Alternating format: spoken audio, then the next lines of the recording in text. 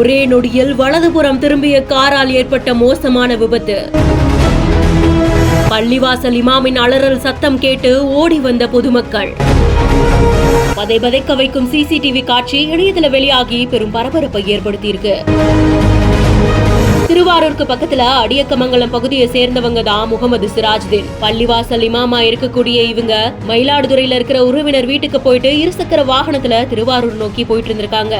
அதே நேரத்துல அந்த சாலையில நாகப்பட்டினம் பகுதியை சேர்ந்த கார்மேகம்ங்கிறவங்க கார்ல திருமண நிகழ்ச்சிக்காக மயிலாடுதுறையை நோக்கி போயிருந்திருக்காங்க.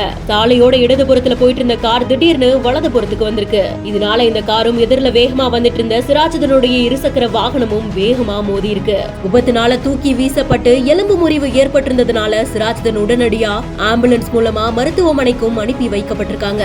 எதனால இந்த விபத்து நடந்ததுன்னு போலீசாரும் வழக்கு பதிவு செஞ்சு விசாரணையும் மேற்கொள்ளப்பட்டு இருக்கு. ஏன் உங்க ஊர்ல எல்லாம் இந்த துர்நாற்றத்தை கொட்டுறதுக்கு இடமே இல்லையா?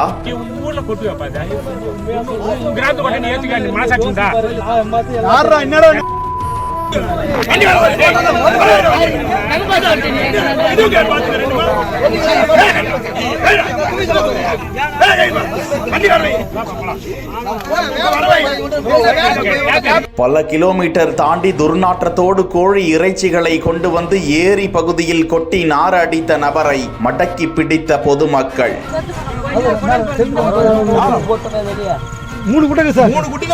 வந்தவாசி அடுத்த மருதநாடு கிராமத்தில் உள்ள ஏரியில் மர்ம நபர்கள் சிலர் அவ்வப்போது கோழி இறைச்சிகளை கொட்டி சுகாதார கேட்டினை ஏற்படுத்தி வந்தனர். வந்தவாசி நகராட்சிக்குட்பட்ட பல்வேறு பகுதிகளில் இருந்து இறைச்சி கழிவுகளை பலரும் சரக்கு வாகனங்களில் எடுத்து கொண்டு வந்து மருதநாடு கிராமத்தில் உள்ள ஏரியில் கொட்டி வருவதை கண்காணித்து வந்த மக்கள் இந்த முறை வாகனத்தில் இறைச்சி கழிவுகளை கொட்ட வந்த நபர்களை மடக்கி பிடித்தனர். தொடர்ந்து அந்த சரக்கு வாகனத்தின் டயர்களில் காற்றுகளை பிடுங்கி கீழ்கொடுங்கலூர் காவல்துறையினருக்கு தகவல் தெரிவிக்கப்பட்டது. விரைந்து வந்த போலீசார் அவர்களை பிடித்து விசாரித்ததில் வந்தவாசி அடுத்த கீழ் செம்பேடு கிராமத்தை சேர்ந்த நாராயணமூர்த்தி மற்றும் ஏழுமலை என்பது தெரிய வந்தது. சரக்கு வாகனத்தை பறிமுதல் செய்து 2 நபர்களையும் காவல் நிலையத்திற்கு அழைத்து சென்று விசாரித்து வருகிறார்கள். தூங்க முடியல, நாடகம் பார்க்க முடியாது, தூங்க முடியாது, நாடகம் பார்க்க முடியாது. எப்பெல்லாம் திறக்கா தெரிய மாட்டேங்க.